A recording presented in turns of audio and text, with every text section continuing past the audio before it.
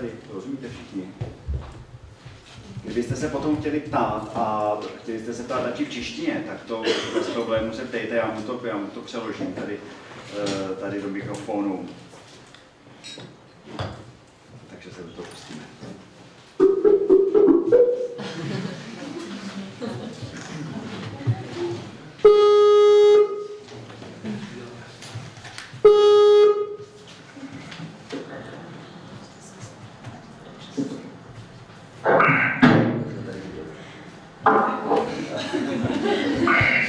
Good evening. Ole. Hello, how are you? Hello. Give us just a second. We'll try to adjust the volume. How can you hear us? I can hear you very well. Okay, you are very big and very loud, Ole. Okay, I'm very glad. Just a bit. Okay.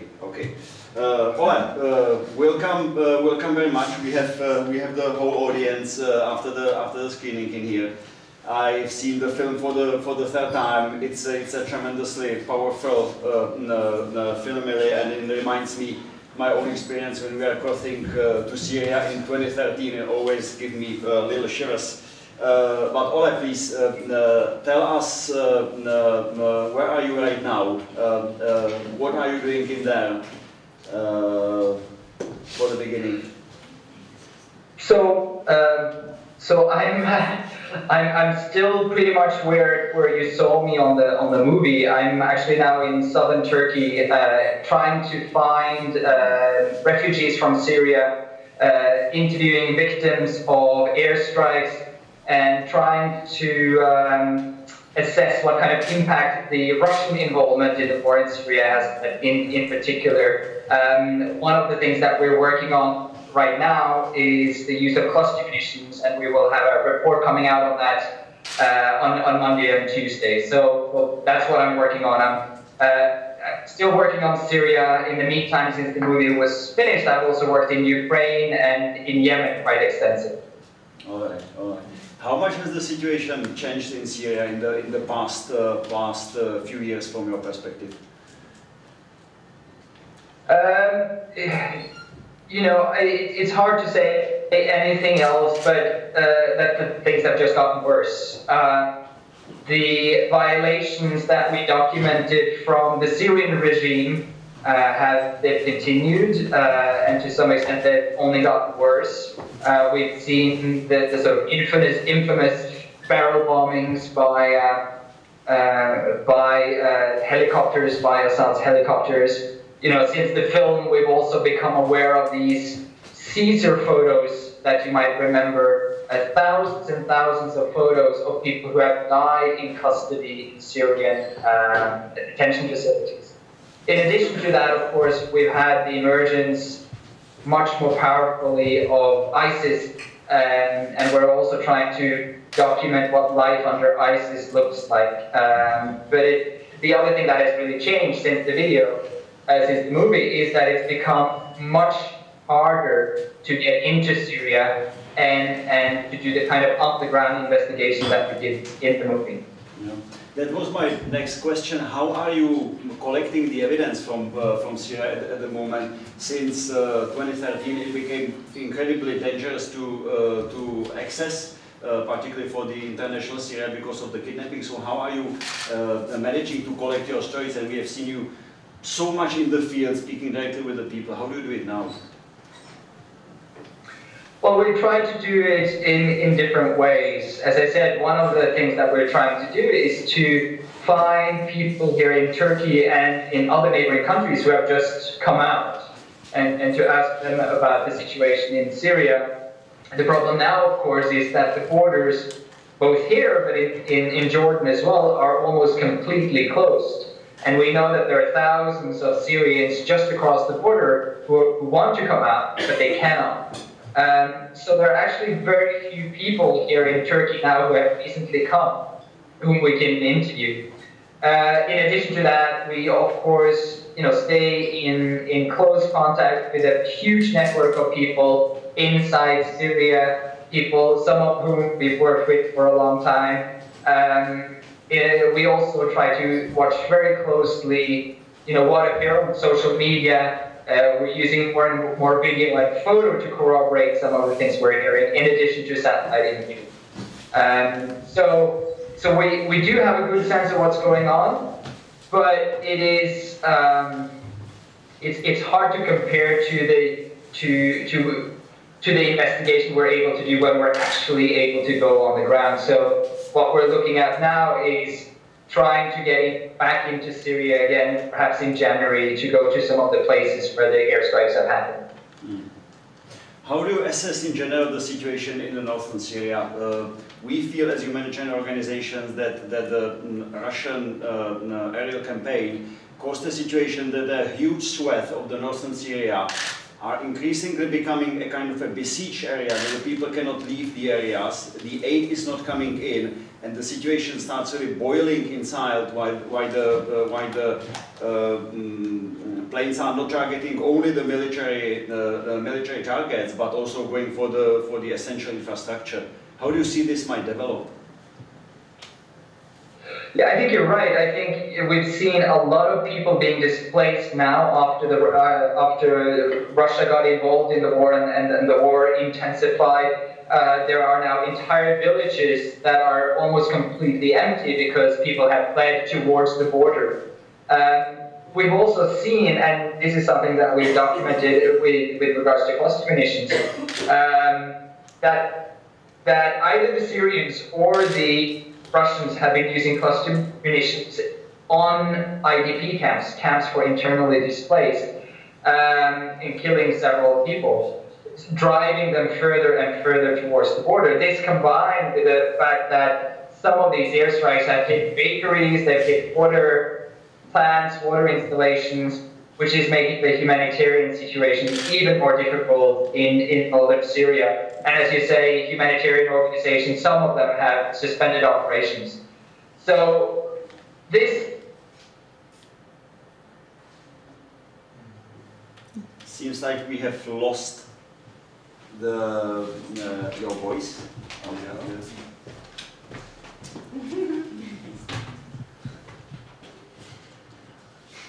Ole, can you maybe check your mic, please?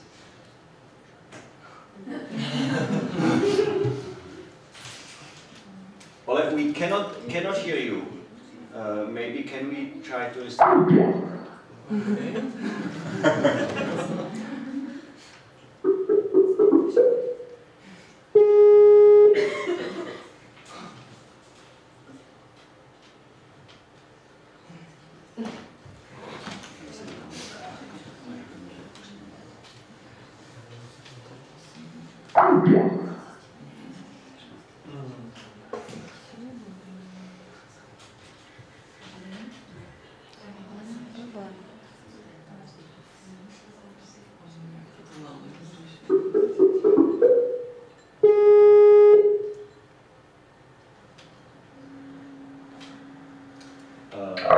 Now I think you're back. Yes, you are back. Maybe if you can finish the last sentence, please. Yeah, so what I was going to say, this is going to be, if Turkey keeps the borders closed, and if the attacks and fighting continues on the same level of intensification, the situation is going to just deteriorate, and it's going to get really, really bad in south northern Syria. So I'm really worried about that. In addition, of course, now you have the winter. There is very little electricity, so things are very difficult there right now. I was tremendously impressed by your press conference in Moscow. And as the Russian government is so heavily involved now, are you planning to undertake with your new report on the impact of the strikes a similar initiative? Are you trying to communicate towards the Russian government? Yeah, absolutely. So the cluster munition report that will come out Monday and Tuesday, we're going to translate into Russian. One of the targets of the report is the Russian government. And also next week, we're going to have a big press conference in Moscow releasing a report that we have done on the Caesar photos. And basically to try to show to the Russian public and to Russian journalists and policymakers who exactly is Assad and what kind of regime is he running. so that at least they are aware of that. Whether that's going to change Russian policy, I don't know. We will see. But you know, the only thing we can do is try to tell the truth and try to make sure that people know what's going on. And Ole, there was one very interesting moment also in the film. You discussed a lot about the necessity to impose a no-flight zone in the northern Syria, and I know there was a heavy debate around this in 2013. It has never been implemented. So do you think that international community missed a crucial moment which could minimize or end the impact of the war? Or do you think there have been other similar moments that the carnage in Syria could have been stopped? I missed part of the question, but I'll try to answer nonetheless. So I do definitely think that European governments and Western governments and other governments who are generally committed to democracy and to some extent human rights, they missed a crucial moment in terms of supporting the moderate opposition in 2012 and 2013 and really stand up against the Syrian regime. And because, you know, what we were hearing again and again when we went to Syria and when we spoke to fighters who back then were not radical, you know, there were, some of them wanted, you know, some of them were definitely, how can I say, you know, they were inclined to sort of a more Islamist beliefs and wanting to set up a more Islamist government, of course, but nothing like we've seen with ISIS. But what they were telling us was that, listen, we would have liked to receive support from Europe and the US, and we would have liked to work together with them, but we're not getting any help. So the only people who are helping us now are the people who are coming from Kuwait and Qatar, you know, bringing suitcases of money, but they are, you know, they're only giving money to people who have long beards and certain beliefs. So, you know, they'll have to do that to be able to survive. Whether or not a no-fly zone and the involvement of, for example, Turkey, NATO, the US, direct military involvement would have made things better is really hard to say and really hard to speculate about. I think there was a time when we were discussing this when it seemed like it would be a good idea. It seemed like it could have, you know, could have made a difference. It's also, of course, very hard to argue or to see how things could have gotten worse than they already have right now. You have had the emergence of ISIS. They have huge territory from which they can, you know, still build and still get strength. Russia is involved at bombing civilians as well. Iran has become involved. Turkey, Lebanon, and Jordan are all really, really strained under the pressure from hundreds of thousands of refugees. So yeah, I don't have, you know, it's all sort of in hindsight, and who knows what would have happened if it had gone differently. Maybe that would have been better, maybe it would have been a bit worse. It's a very difficult hypothetical.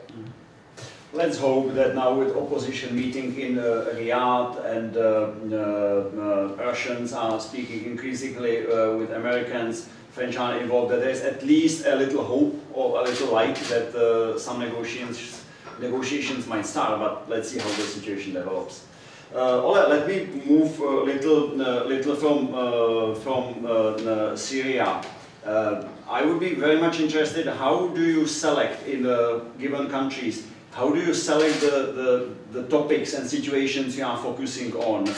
How do you prepare for such a trips when you and your colleagues are getting too close into the conflict areas, into the situations when these horrible atrocities had just happened few hours or days before?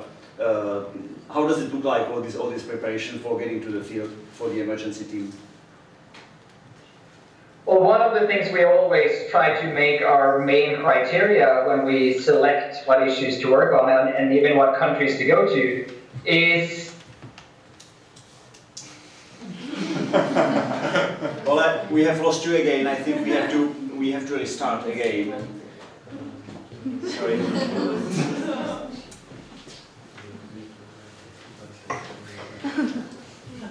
Oh, poor guy.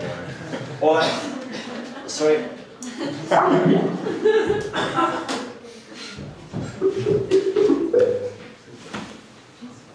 Ole je sice na poměrně dobrým spojení v Turecku, ale přece jenom se No, jak v Turecku teďka? Ale v Turecku. V Turecku, na hotelu.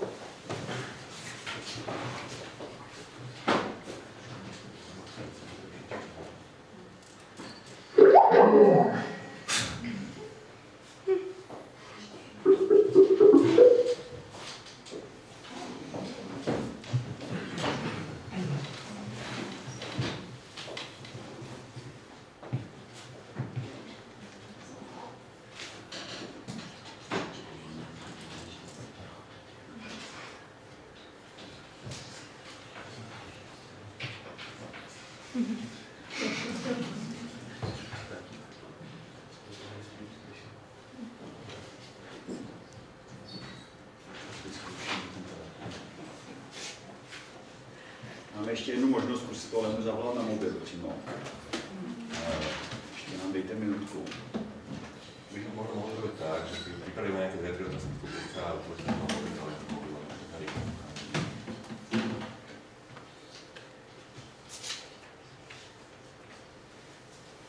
Můžu ještě jednou zkusit zavolat. Osoba, které voláte, není dostupná.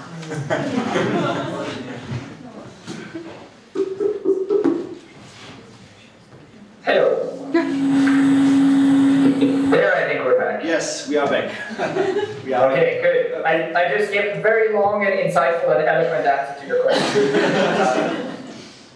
But in short, the main thing that we look at is impact. Can we make a difference by focusing on this issue? And that also involves, of course, looking at what other organizations are doing, what kind of expertise we have on staff. And then we make, particularly for the emergencies division and the areas where we go into, a very thorough security assessment about whether we feel that the risk is acceptable and whether the risk that we're taking outweighs, or let me put it this way, whether the benefits from the research outweighs the risk that we would be taking. Has there been any situations when you really tried to produce a report and you were not able to do it for, let's say, security constraints or whatever other factors? Let me see, you'll have to repeat that question. Are there, or have there been any situations in your in the past that you wanted to produce a report but you have not been able to do it finally for some reasons? Oh yeah, there are many situations. If I heard the question correctly, there are many places where we would have liked to go, and many places where I have wanted to go, but the organization has not allowed me to go. Syria is one example. At various times, I felt that it would be safe enough for us to go. The organization said no, or they put limitations on it. There are other places such as Iran or North Korea where it's very difficult for us to go, and we haven't been there for a long time, to do research because we would risk getting detained for significant periods of time. But in all of these places and all of these situations, we then try to do research in other ways, like I'm doing here now in southern Turkey. Mm-hmm. And have you been ever in a situation of an internal conflict? When I was looking at your webpage today, you have plenty of donors as Human Rights Watch.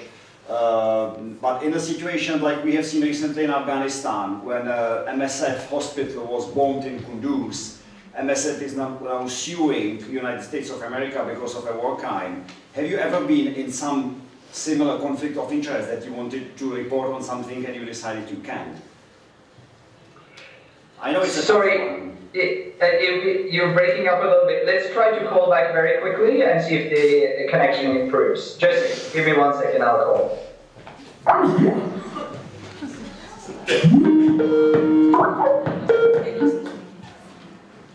All right, let's see. Okay, Maybe. I'll be back. All right. Oh, okay, I think I hear you better now. Try to ask me again. Okay. My question was whether you have ever found yourself in a situation of an internal conflict of interest And when you wanted to report on something, and it was really difficult to do so, and I was linking this to this very unique situation after the situation in Afghanistan, when MSF hospital was bombed by United States airstrike. They are now suing United States, and obviously you have your constituents, you have your donors as the organization. So, yeah. Has there been anything like this in the history of Human Rights Watch? So I think we're in a different position very often than many humanitarian organizations. Humanitarian organizations all, have to be worried about their access or getting kicked out, and I think that sometimes put them in a dilemma. Very often we don't have that, but we have had that in a couple of cases. We did some very sensitive research on Chechnya, for example, implicating very high level officials in torture. And we felt that it was too dangerous for us to publish that because we had an office in Moscow, and this was a period where those who were against Kadyrov in Chechnya were getting assassinated pretty much everywhere. The way that we dealt with that situation was we contacted several journalists and were helping them develop the stories, introducing them to victims, etc., to make sure that even if we couldn't speak out about it, others were able to speak out about it, and we could get the information out there. We had a slightly similar situation in Egypt after the Rabaa massacre in 2013, I think it was, where 1,000 people were killed in one day. We did a lot of research on that, but we also had an office in Cairo with a lot of the staff were Egyptian. And one of the recommendations that followed naturally from our research and our findings that this was a very serious violations was a recommendation that the U.S. We knew that if we came out with this, we would immediately be a prime target for the Egyptian government. So what we ended up doing was to publish a report with all the facts, but to hold back on the recommendations while we essentially closed down the office and moved all our staff out of Egypt, and then we put out the recommendations like we wanted to. So in that case, there was a delay in saying what we wanted to say, but we decided not to compromise on the facts. So we put out the facts, but held back the recommendations. All right, last question from my side, because before I give the place to the questions from the audience in here, there is this really amazing sequence with testimony against Milosevic. What was the biggest achievements, or what have been the biggest achievements with a real significant measurable impact of your work in the history of Human Rights Watch?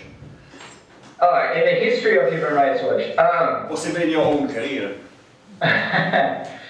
Well, there are actually quite a few. And, some of the things that come to, on the top of my mind are, because of the field that I'm working in, Human Rights Watch has been either taking the initiative or been part of several coalitions that have led to restrictions on the use of certain weapons. So, for example, we took the initiative or helped. We were part of the campaign to ban landmines. Very much involved with that. The same thing with cluster munitions. I think we played an important part in sort of pushing for and establishing the International Criminal Court. That there are other sort of international legal developments that I'm very proud that we have been part of. And also sort of on the justice front, we have been part of, we have been pushing for many years to get people who have committed violations arrested and convicted. It doesn't always work, but sometimes it works. So, some of my colleagues were testifying against Milosevic. We worked for 14 years to get the president of Chad, Hissène held him accountable, and just last year he was actually arrested. So several, things like that that I'm proud of. I'm sure some of my colleagues could come up with many, many more. Fascinating work, really. Thank you very much. Ole, let me collect a few questions from the audience.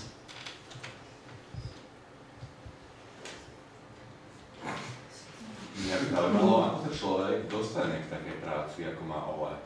Že on je mladý, ale aké je výberové konanie a jak to funguje? It was in Czech, Ole. I will translate. How? Sorry, it was in Slovak. How did you get to work with Human Rights Watch? What was your motivation to join the team? How did you start your career? Right. So there's a long story and there's a short story. But basically, I've always wanted to. I was always interested in international affairs. And while I was studying in New York, I started doing an internship with Human Rights Watch, not because I wanted to do human rights, but because I wanted to maintain my Russian. I spoke Russian from before. And after having done that for several months, Human Rights Watch sent me to Uzbekistan. So I worked in Uzbekistan for a year. And to me, that was a real eye-opener, and particularly to see the connection between systematic human rights violations and the outbreak of armed conflict. I saw that very, very well in Uzbekistan, that connection. I was there in 2002, and you could see that something were going to happen. And then in 2005, there were massive demonstrations and a massive crackdown with hundreds of people killed in Uzbekistan. So for me, that was an eye-opener. So it was really that experience in Uzbekistan that made me decide to do a career in human rights.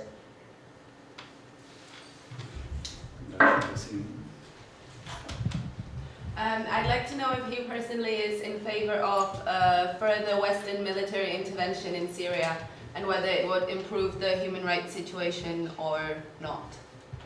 Have you heard the question, Ole? No, I think you need to repeat, Mark. The question was whether you are or you would be in favor of a Western intervention in Syria, whether you think that it would stop the current abuses of human rights which are happening inside Syria. Let me see, you're breaking up a little bit. I wonder if it would be better if you turned off the video on your end so I can hear you. Okay, let us do it. It's a bit difficult to hear you.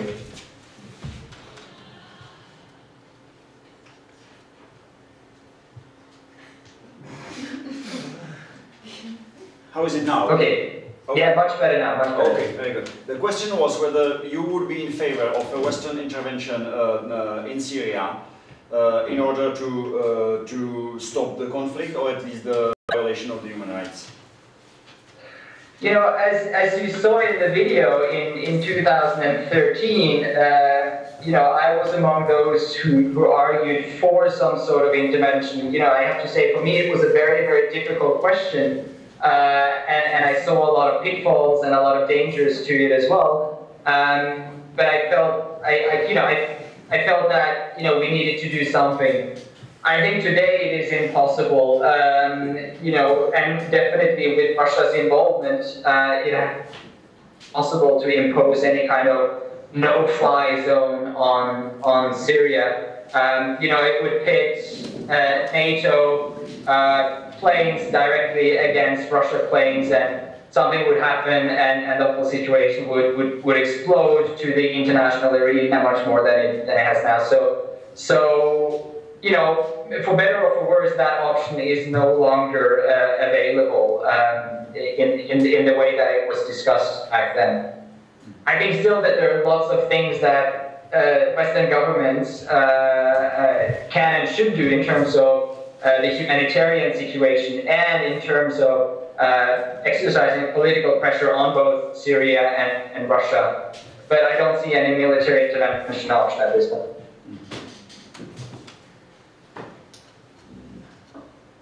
Já bych se chtěl zeptat, já to řeknu česky vám, jakou si myslíš, že má roli teďkon Bashar al-Assad v té situaci ve světle právě to, co jsme viděli třeba v české televizi, a zároveň teda, jestli to přesto neznamená nějaký obrat, víc to, co udělala Francie, že, pro kterou to je 180 stupňů zpátky a najednou je zase Asad kamarádem. Tak mě by zajímalo, co si myslí, jakou roli má Asad teď v té situaci, jestli to je eskalující nebo využívající ten konflikt, nebo co tam vlastně... Ole, the question is about the role of Bashar al-Assad in the current context. We have seen the 180 degrees U-turn of France in the relationship to Assad. We have seen, unfortunately, a week or two ago a Czech TV interview with Bashar al-Assad. To what extent do you think he's utilizing the current dynamics of the conflict? What do you think about his future?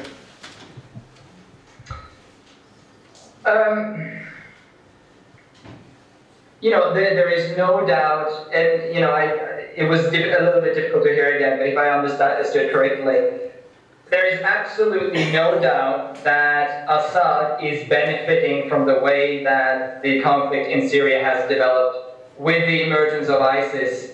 And you can see that now in the way that a lot of Western leaders also argue their rhetoric. You know, you have many more people now talking about the need to work together or coordinate with Assad.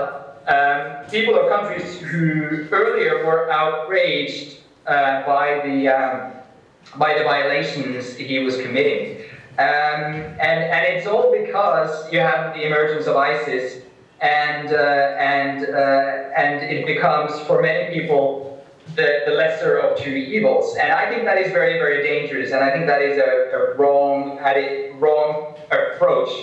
ISIS has been able to grow so strong as it has because of the violent, suppressive governments both in Syria and in Iraq. And unless you deal with those root causes, you will always have at least elements of the Sunni population that is gonna be supporters of a much more radical approach because they feel that they have no protection from the governments in Baghdad and in Damascus. So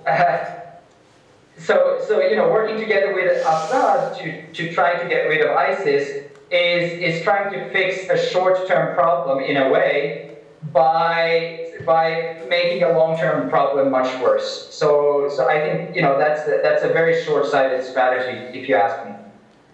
If I understood the question correctly. Yes.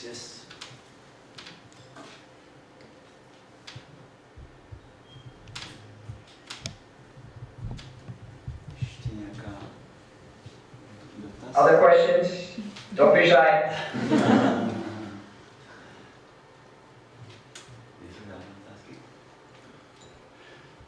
Já bych se zeptal ještě teda, jakým způsobem se aktivně skání ty finance na takovéhle záležitosti.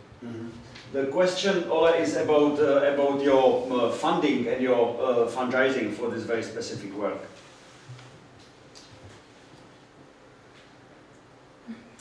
Ole, can you hear us? Hello.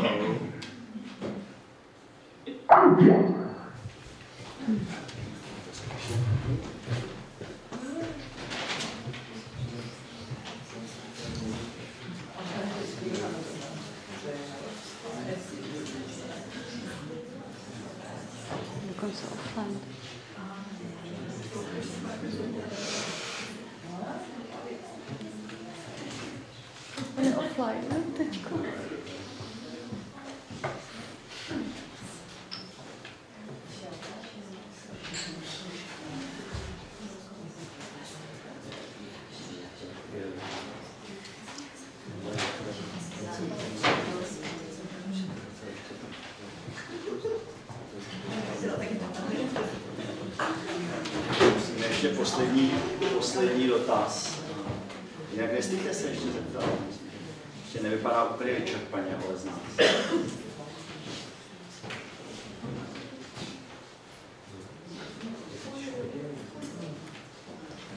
Ještě nějaký jiný dotaz, nebo už skončí? Ja sa ešte zeptám, že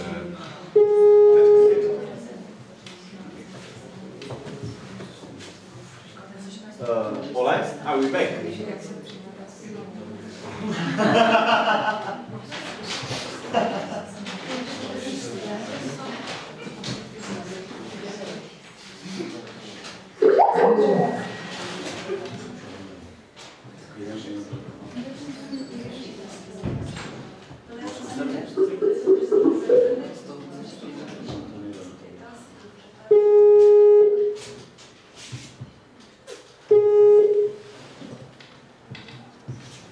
Ole, are we back?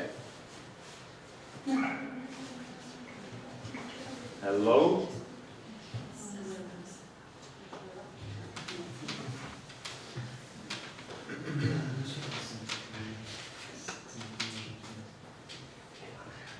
Can you hear me? Yes, we can hear you now. Can you hear us? Hello?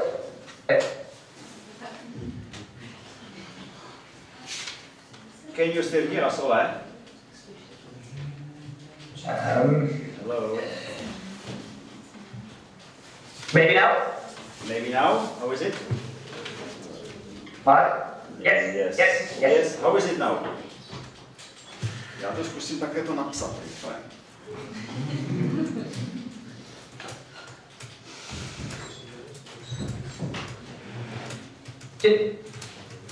Can you repeat the question?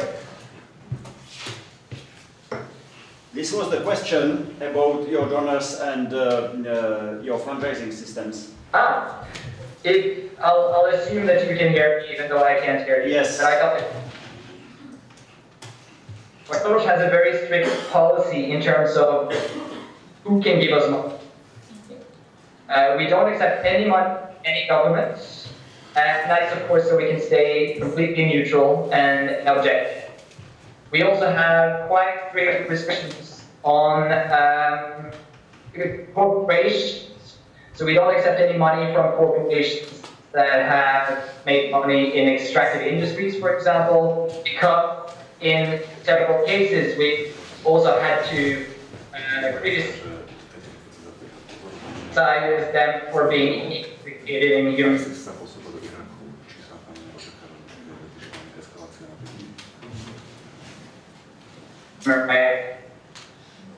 it's like we work on genetic surveillance in the US in particular. So yeah, there's not that many who can give us, but all our funding is from private donors and private foundations. All right. Can you still hear me? Can you still hear me? Já se zeptám na poslední otázku, jaká bude jeho... I can hear you.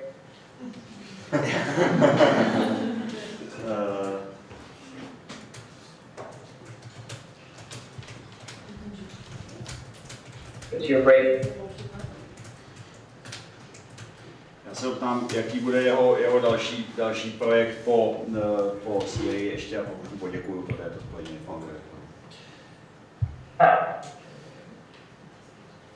So the next project after Syria, I don't really know. I mean, after this cost estimation project, we're going to look at airstrikes in more general inside Syria, and we're going to look in particular at the airstrikes in September 30th. Have many of them targeted bakeries, water installations, etc. We're going to look at how the airstrikes have also impacted the humanitarian Syria. I don't know. Will Yemen is always high on my priority. But the movie ended with us with Ari, our son, being born, and we just had another son a couple of months ago. So I'll take a little bit of time off in February on paternity leave. I'm also looking forward to that. Alright, já se s Olem rozloučím, protože ten post už nám moc nefunguje. Tímto mu píšu tady, že mu moc děkuju a že mu přeju hodně práce v jejich hodně štěstí v jejich užitečné práci. Vám taky děkuju za pozornost.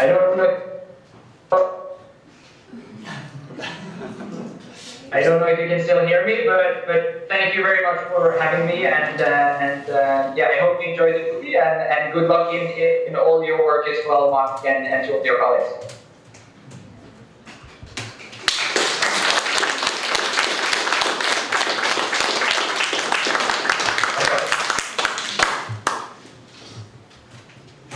Nasal se mu, že jste mu zatleskali. Po technikách. Takže díky ještě jednou za pozornost. Doufám, že to bylo pro vás zajímavé. Těšíme se asi někdy.